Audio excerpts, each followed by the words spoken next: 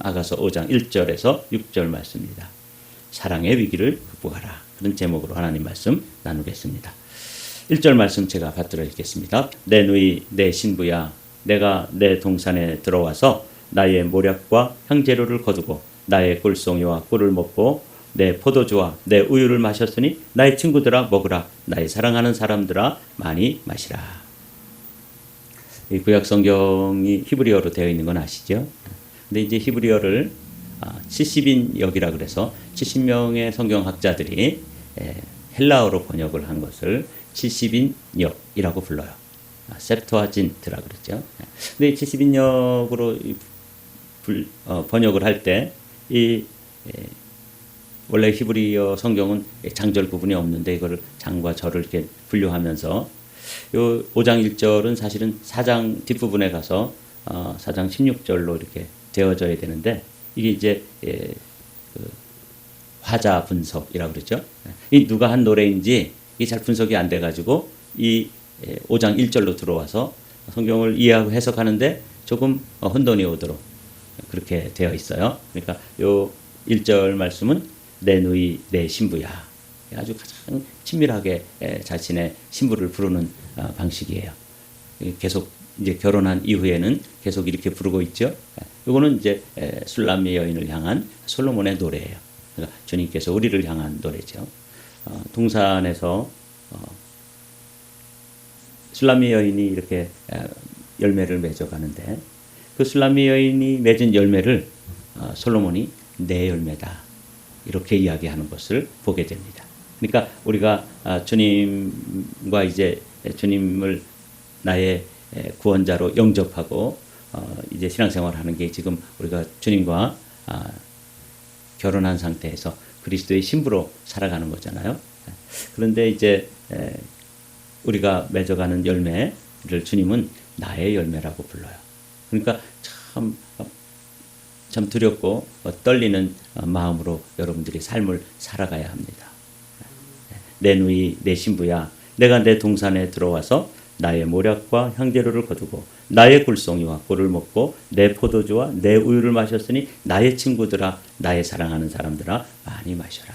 그래서 우리가 신앙적으로 열매 맺어가는 것을 또 우리의 그 신앙의 동역자들, 함께 신앙생활하는 사람들에게 그 영향을 미친다고 말씀드렸죠. 어제 우리가 잠근 동산, 덮은 우물, 봉한 샘에 대해서 말씀 나눴잖아요. 그게 그리스도의 신부가 그리스도를 향해서 이 세상의 죄, 이 세상의 유혹에 대해서 우리가 잠겨 있어야 돼요. 잠근 동산이어야 되는 거죠. 어떤 것이어야 돼요? 덮은 우물, 봉한 샘이어야 돼요. 그런 그 정절이 있어야 되는 것이죠. 아무에게나 마음을 열어주고 아무에게나 몸을 허락하고 이러면 안 된다고 우리가 나눴죠. 그럼에도 불구하고 또 어제 나눈 말씀을 보면 그 봉한 샘이 또 흘러가도록 되어 있어요.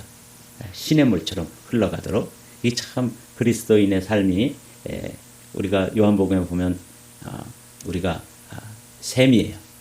생명의 샘인데 이 생명의 샘이 이제 모여서 흘러가면서 생명의 샘물이 강물이 되어야 된다. 그래서 그 강 주변에 각종 나무들이 자라나고 거기에 문명이 발생하고 도시가 커가고 이렇게 되잖아요. 그리스도인들이 이 세상의 죄에 대해서는 잠근 동산이어야 하고 덮은 우물이어야 하고 봉한 샘으로서의 자신을 독립적인 존재로 자기가 존재해야 되지만 또 한편으로는 그것을 열어서 이 교회가 여기에 존재한다면 이 교회가 존재하는 이유는 뭐냐면 생명의 샘물로만 여기 모여가지고 오글오글 모여있으면 안 되는 거예요. 뭘 해야 돼요? 생명의 강물이 되어서 주변으로 흘려보내야 되는 것이죠. 이게 참 우리 교회의 사명이에요.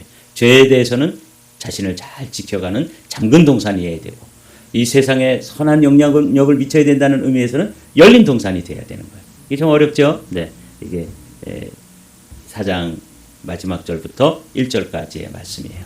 그리고는 이제 어제 우리가 나눈 것처럼 너는 동산의 샘이요 생수의 우물이요 레바논에서부터 흐르는 시내로구나. 북풍아 일어나라, 남풍아 오라. 나의 동산에 불어서 향기를 날리라. 나의 사랑하는 자가 그 동산에 들어가서 그 아름다운 열매를 먹기를 원하노라. 여기 이제 이 신부인 술람미 여인이 이전에 보여주던 모습과는 좀 다르게 점점 성숙해가는 모습이에요. 그래서 여기서 북풍이라는 건 고난을 뜻해요. 찬바람, 북풍, 한설 이걸 생각하면 돼요. 남풍은 따뜻한 바람이고 이게 축복이에요. 뭐가 됐든지 이제는 그리스도인들은 북풍이 불든 남풍이 불든 동남풍이 불든 뭐가 나와야 돼요? 그리스도의 향기가 이제 나타나는 거죠. 그러면서 이 아름다운 열매를 먹기를 원하노라. 이렇게 술람 여인이 노래를 했더니 그게 이제 지금 오늘 요 1절 말씀이 16절 바로 뒤로 이어져야 된다고 제가 말씀드린 이유예요. 내 누이 내 신부야 내가 내 동산에 들어와서 나의 몰약과 향재료를 거두고 나의 굴송이와 꿀을 먹고 내 포도주와 내 우유를 마셨으니 나의 친구들아 먹으라. 나의 사랑하는 사람들아 많이 마시라. 그래서 말씀드린 것처럼 우리는 이 세상의 죄를 향하여서는 잠근 동산이어야 하지만 또 한편으로는 이 세상을 향하여서는 또 선한 영향력을 미치고 복음이 전파되어야 되고 또 우리의 하나님께 받은 은혜를 또 흘려보내야 된다는 의미에서는 열린 동산이어야 한다. 잠근 동산, 열린 동산. 이게 이제 교회의 사명이에요. 교회는 죄의 물결이 이 교회 안에 들어오지 못하도록 정결하게 지켜내야 되는 것이죠.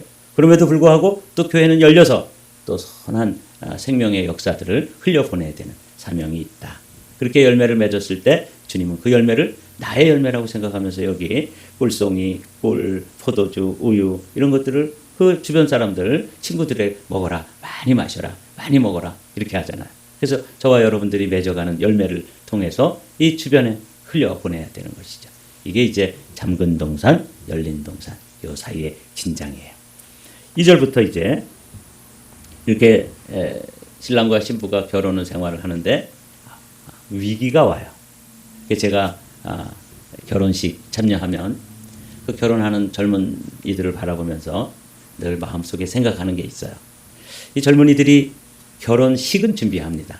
결혼식 준비하는 데는 정말 열심히 준비를 해요. 그렇죠? 그런데 결혼식은 결혼 생활의 시작이라는 것에 대해서는 잘 몰라요. 그러니까 결혼식은 준비하는데 결혼의 삶, 결혼에서의 생활 여기에 대한 준비가 그렇게 잘 되어 있지 않아요. 그래서 많이 힘들어하죠. 그러니까 우리가 예수님을 주님으로 영접하고 나의 구원자로 영접한 이후에 이제 거기서부터 출발해가지고 신앙생활을 하게 되는데 이 신앙생활은 구원받는 일, 이거는 은혜로 구원받지만 그 다음에 은혜로 구원받은 사람들이 신앙생활을 해 나가는 그 과정에는 뭐가 필요해요? 우리가 순종하는 결단, 의지적 결단이 필요합니다. 그래서 그 삶을 예수 그리스도를 주님으로 영접하고 거듭나는 순간은 한순간이에요. 태어나는 거니까. 그 다음에는 내 생명이 그리스도 안에서 거듭나서 태어난 이후에 그 다음에 점점 성장해 가는 과정을 우리는 뭐라고 부르냐면 성화라고 불러요. 이 성화의 삶은 상호 의존적인 삶입니다. 그러니까 자, 저를 보세요. 원래 우리가 태어나면 의존적 존재입니다. 부모에게 전적으로 의존하잖아요. 그러다가 이게 조금만 자라나면 밥도 자기 손으로 먹겠다 그러고 먹여줘도 싫다 그러고 막 자기가 뭐 하여튼 이쪽으로 가고 막 흘리면서도 독립적 존재가 돼가요.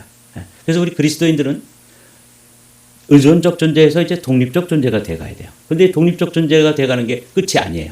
홀로 서기를 해야 되고 그렇게 해야 되지만 그 다음에 또 한 걸음 더 나가야 되는 것이 주님과 우리 사이에 신랑과 신부로서 또 우리가 교우와 교우 사이에 어떤 존재냐면 의존적 존재, 어린아이와 같은 단계에서 이제 홀로 서기를 할 수 있는 독립적 존재가 되고 이 독립적 존재가 된 사람들은 서로 어떻게 해야 돼요?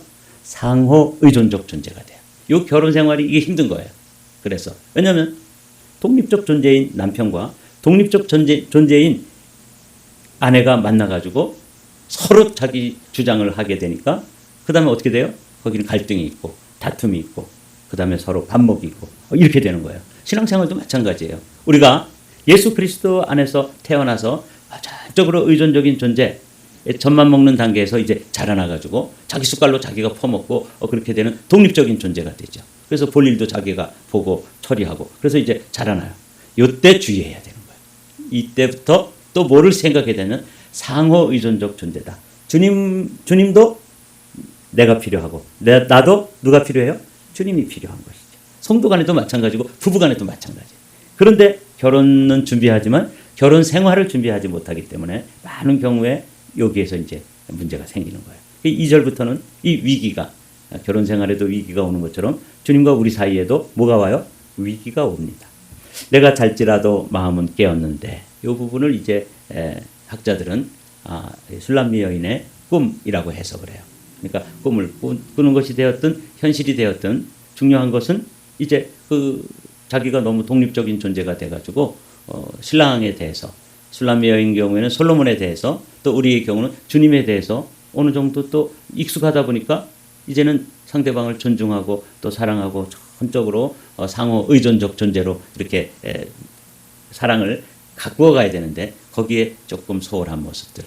저도 제 신앙생활을 이렇게 생각해 보니까 이 술람미 여인하고 똑같아요. 정말 은혜 받았고 또 후끈 달았을 때는 정말 막 목숨까지도 내놓고 또 하나님 앞에 전적으로 헌신하고 순종하고 이런 마음이 준비가 돼 있었거든요. 그런데 이게 너무 익숙하다 보니까 어느새 처음 사랑, 우리가 말하는 그 주님과의 첫사랑이 식어요. 결혼 생활도 마찬가지죠. 그러다 보니까 너무 익숙해서 아무렇지도 않게 대하고 아주 우습게 생각하고. 이 술람미 여인도 한번 보십시오. 내가 잘지라도 마음은 깨었는데 나의 사랑하는 자의 소리가 들리는구나. 문을 두드려 이르기를. 그래서 네 가지로 불러요. 나의 누이, 나의 사랑, 나의 비둘기, 나의 완전한 자야. 문을 열어다오.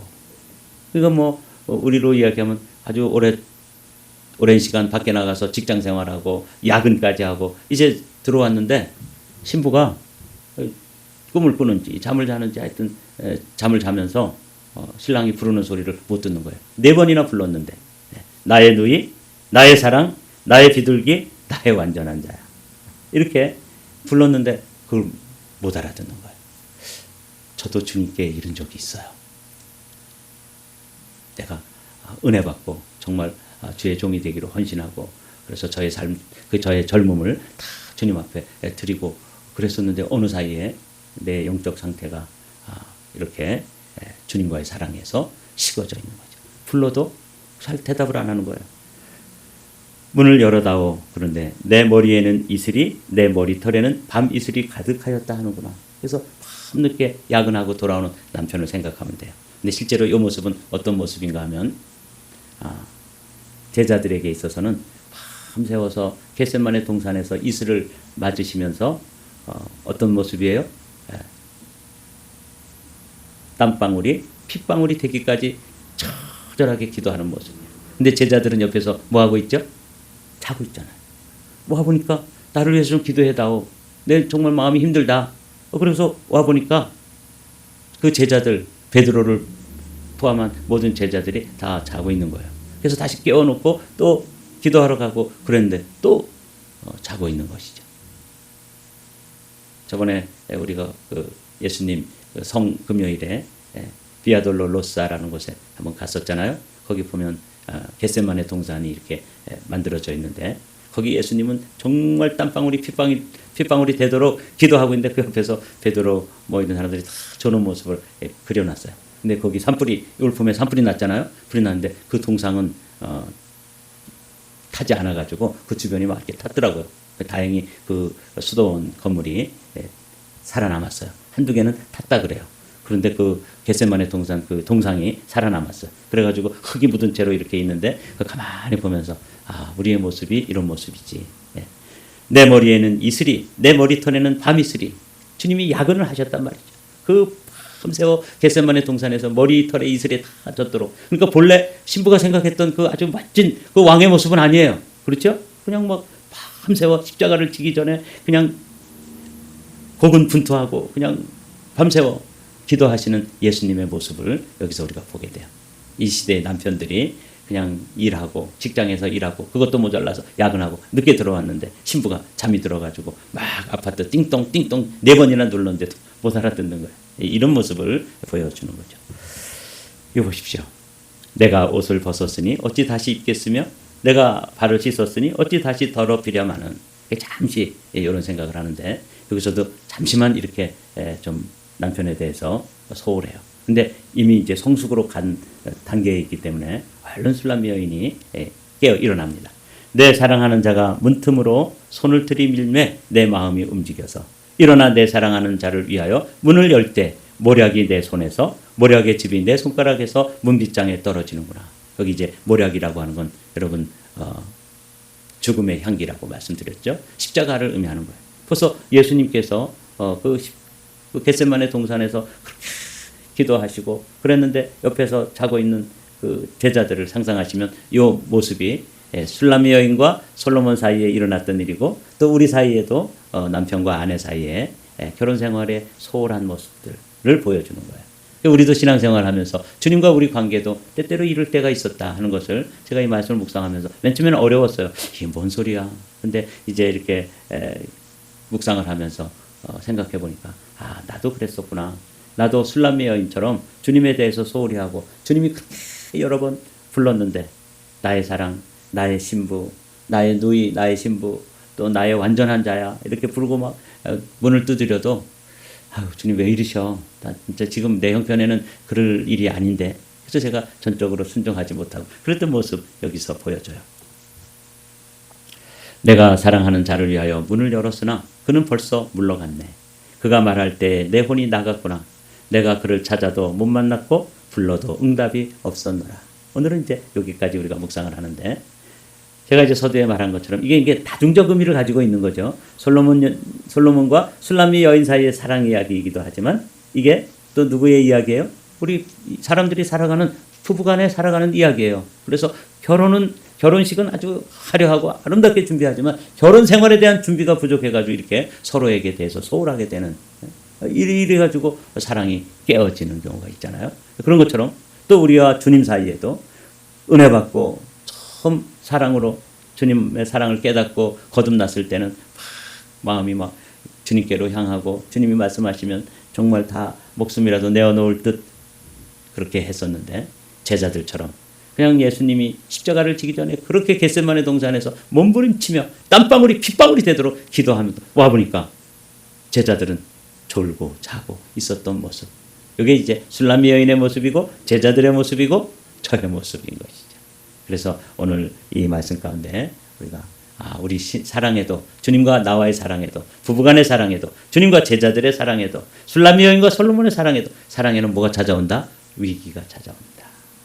그래서 이 위기를 오늘은 위기가 있다는 것까지를 이야기하는데 이제 이 위기를 어떻게 이겨내고 극복하고 또 가까워지고 친밀감을 회복하느냐 하는 것은 이 다음 구절부터 또 나누기로 합니다. 사랑하는 성도 여러분, 오늘 이 말씀을 여러분 마음속에 잘 새기십시오.